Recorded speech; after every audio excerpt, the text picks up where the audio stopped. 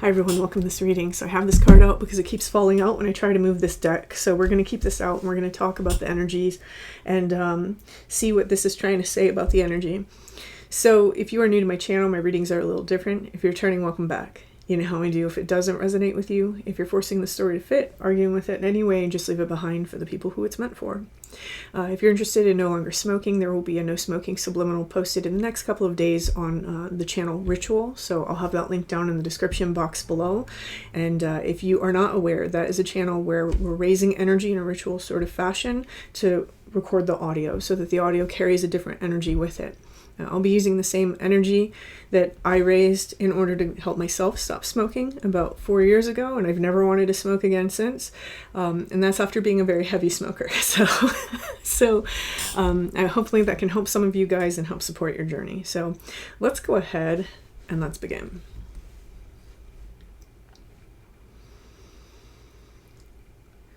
Taking a step aside.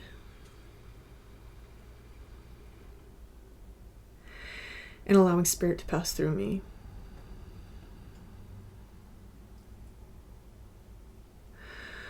Opening up to receive information. Okay, very heavy ancestral energy coming through for some of you. Okay, there's this shift. I'm hearing like change of season, and I don't mean like season of your life, though that might be resonant for some of you. It's a season in terms of an era of our life. Right? And this may have been a very long era inside of our life. They're giving me this feeling of summer into fall. And so, and then they're taking me to a moment I experience it in August. There's always a day in August, usually early August for me, which is, I know that sounds weird to people, but it is a day when everything just shifts. Like there's a light switch that goes off, and all the earth's energy and all the building and creative forces and the symbiotic natural energies, I feel it release, right? It looses.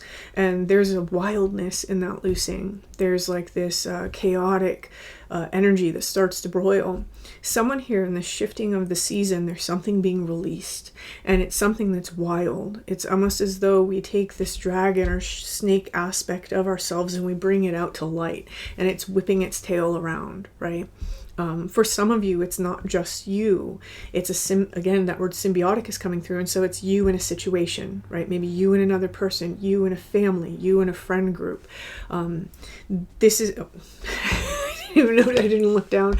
There's a snake. This has something to do with the energy of being left behind. Now, there's a change in this energy that's ready. It's ready to transform. You're ready to give up the ghost. You're ready to take whatever it is that this is knocking around from our past stories, very often from childhood, right? It's a child's hand here that's clouded. And it's a hand that we've grown up with. We're not able to let our hand be seen. In other words, for some of you, this energy and the ways that it makes us react, the way that it makes us respond, the ways it makes us self-protect, the ways it makes us show up or not show up, the decisions and the choices it makes us have, these prevent us from being seen. This is a continuation of that witch wound for some of you, not for all of you, but for some of you it definitely is. I'm seeing this flower here, and I don't know why, but for a really long time I just thought it was a hibiscus. So hibiscus flowers might be important for somebody. There's also something about, okay, the pointillism on this is standing out to me. It's like a tedious work. Right? Someone may be chiseling away at this as a tedious work, but there's something that's emerging and coming out. We've changed something, right? Whether this is a 3D something or if it's something internal, we've successfully changed something. And now that hand is going to slowly be seen. In other words, if you've been working, for example, with Medusa wounds, we have some very similar themes here. So for example, we have the snakes, right? And we have the inability to be seen because of the punishment from Athena. There may be, some of you have resonated with the archetype of Medusa for that reason. Some of you, there are deep themes of violation that might be involved in that, therefore. And they're giving me like this feeling in my throat right now. So it's funny that I brought up smoking before this, because I usually don't advertise the coming subliminals. I did on the last reading also. But there's something about the throat, about our voice getting stuck, right? There's something about not being able to be heard. And when we speak, we're always misinterpreted, or something else is projected onto us. There's something there that's starting to transform, right? And the reason why it's transforming is going to be very different for all of you. I do feel that for some of you, a crow just now. So for some of you, that's a sign. Because I was about to say, for some of you, this is very heavy on the ancestor, right? There's some sort of ancestor that may be working with us at this time. You may have recently been told that an ancestor is with you. You may have recently had a dream about a particular ancestor. And this particular ancestor is seeming to try to help us kind of open up and release. That's the energy it's giving me. Open up and release. The interesting thing about fall, and that first day of fall, the way that I experience it anyway, leading up until a couple weeks before Samhain, Halloween, right? There's this interesting energy of like wildness and wilderness, and I can feel the land giving up its energy in this process of decay and death. And there's something here that's decaying and dying, and that's why the analogy of the snake whipping its tail came about. There's some sort of deep shadow program inside of our psyche that's dying. We've reprogrammed it. We've successfully gotten rid of it. So whoever's message this is, you're entering a new story. There's not, you're about to, you are. You've already changed the season. Now, as the season is happening, some uncomfortable things might be taking place, right? We might have old wounds that are trying to resurface again, and we're looking at them. It's almost like the last dredges of something are being cleaned up. And so if you find that that's what's happening, just know that that's okay, right? It's something that's happening so that everything gets taken care of and all the trash gets taken out.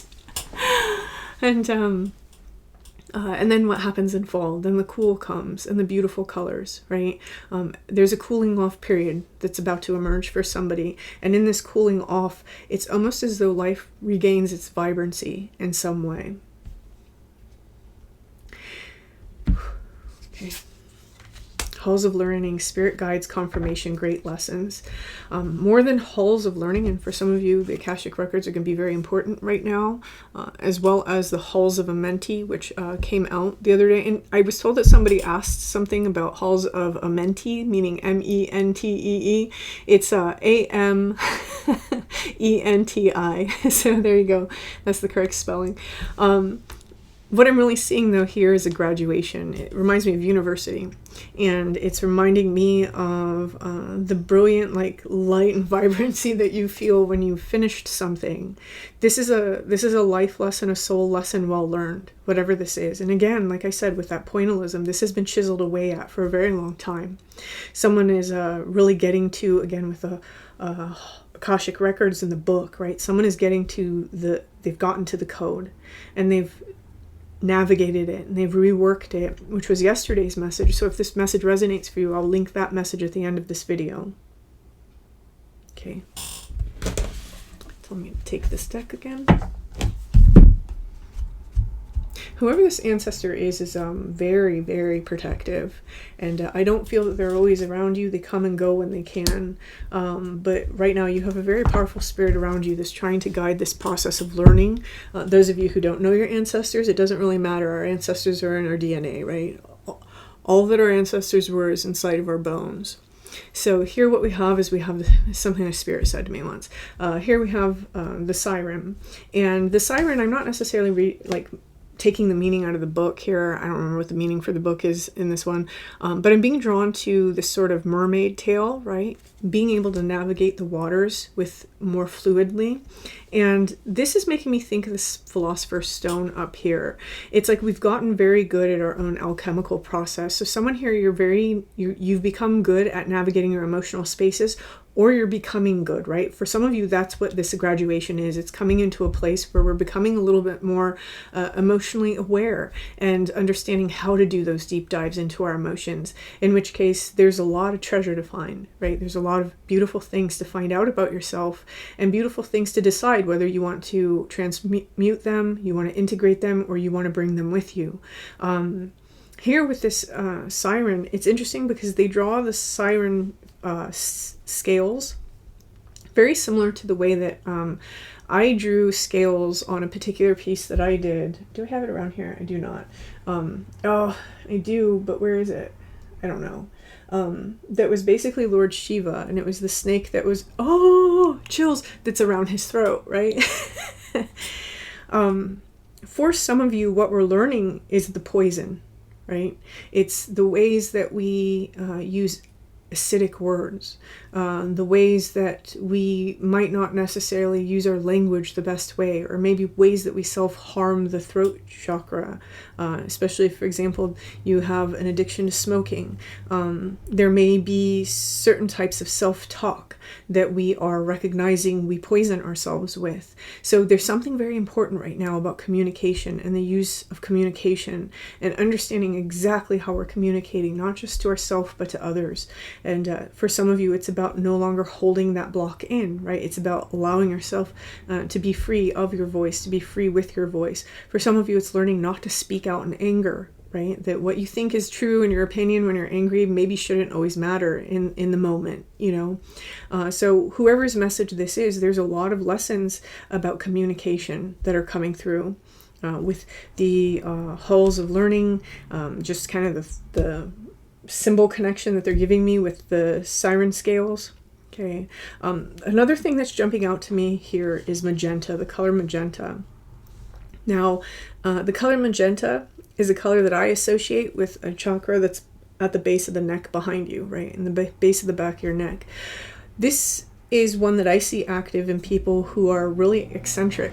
So this is really learning to be seen in such a way that we're letting our full authenticity come out, and people are now able to see exactly our motivations rather than assigning to us some negative thing, right? For some of us, it's us that has to see our motivations, right? And we have to be able to discern, is this correct, is this incorrect? So whether it's yourself seeing you or it's other people seeing you, this is about really being seen. For some of you, this is asking for love, asking for help, and allowing yourself to do so in a way that other people can understand.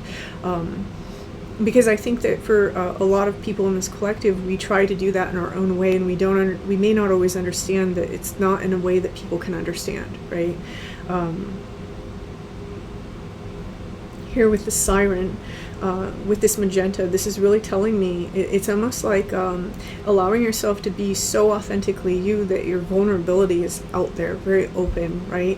It's no longer leashed, it's loosed, right? And in this loosing of energy, we're processing other energies. It's like, okay, so they're showing me the devil card in my head for this energy, and when that energy is coming out and it's like the dragon or the snake that's whipping its tail, it's really the devil card. It's the thing that's holding us back in life. And so this is a very powerful moment for somebody, and you have a very powerful spirit that's almost walking you through this. If you're not a medium, you may not be aware of that, right? If you're not somebody who sees spirits or hears spirit communication, you may not be aware of that. Those of you who are probably very much aware of this being that's with you right now, this powerful ancestor. Definitely pay attention to crows. I'm just feeling very strongly that I'm supposed to say that as a blanket thing for the people inside this collective. Pay attention to crows. The signs and the symbols and the messages come with them for this particular ancestor who's kind of joining us for this, the ancestor collective. So when we overturn the devil, we're overturning a karma, right? A very deep-seated karma that is projecting into our reality and creating the rules by which we live. And so what's happening here is a changing of the season. The rules are changing, and what we experience in our life is changing. And it's not about to, it's already begun. It's already begun. Some of you are going to recognize that because you notice that there's just a different energy, or there's just a little bit of a different outlook, or maybe certain things inside your life have recently fallen apart and taken a new form, right? So I'm going to leave this here. Whoever's message this is, please hit that like button, or feel free to leave me a comment. And until next time.